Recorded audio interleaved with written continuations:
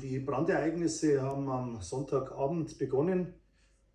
Es kam zu einer Brandausweitung dann am Saudesselkopf, sodass wir am Montag, der Landrat des Landkreises Traunstein um 10:05 Uhr den Katastrophenschutzfall erklärt hat, um überörtliche Kräfte zu bekommen. Stand heute haben wir 11 Hubschrauber im Einsatz. Das ist notwendig, weil das Gelände unwegsam ist und für Bodenlöscharbeiten derzeit nicht zugänglich ist.